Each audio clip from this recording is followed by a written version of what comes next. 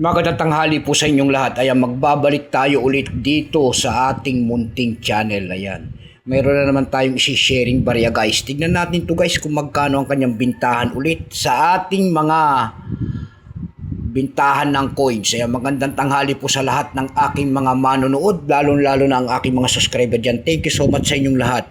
Mabuhay pa kayo and God bless dito po sa ating YouTube channel.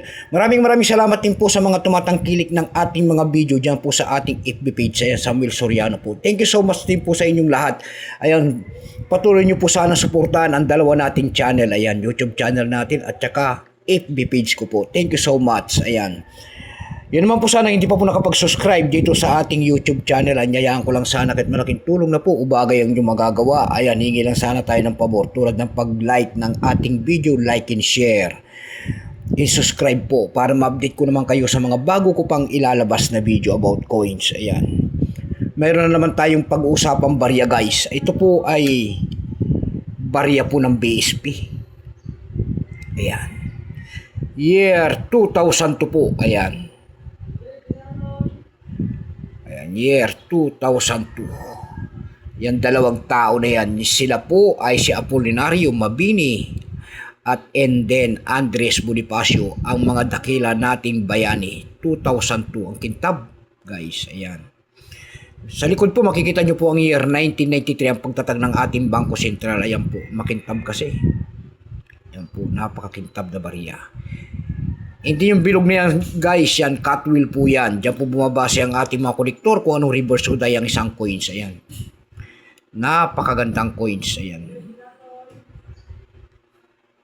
Tingnan natin to guys, pero napakaraming gawa nito ginawa sa BSP. Umiikot pa po ito sa circulation guys.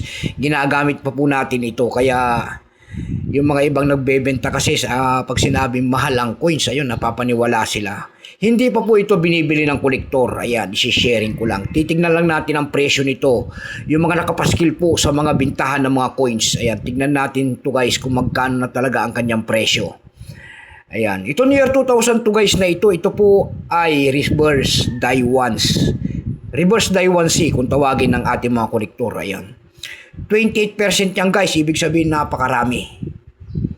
Yan itong year 2002, pero itong ating makintab, pinili lang natin yung makintab guys.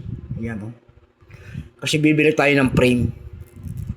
Bubuo tayo ng complete set nito guys. Ayan.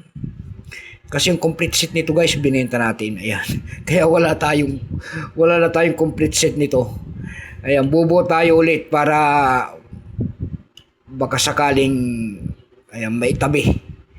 Kasi mahirap, ang hard to find po dito guys, sa tinatawag nila malaki ang presyo, yung year 2007 at saka 2009. Ayan.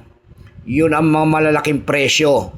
1,000 pesos po pataas pag year 2007 at saka year 2009. Depende po sa kalidad ng coins kung ito po ay makintab. Ayan, kung ganito po kakintab, malamang mataas ang presyo.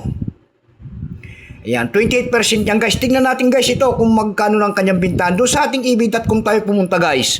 Tingin tayo guys kung may na mga nagbebenta na nito. Nakakita naman tayo doon nagbebenta nito ng $12.78.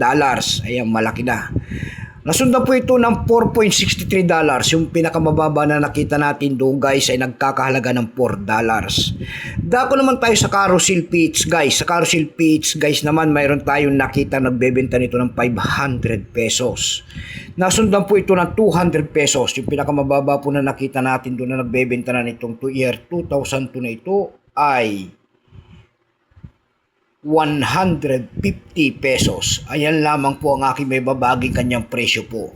Keep safe po sa inyo lahat and God bless at magandang tanghali po.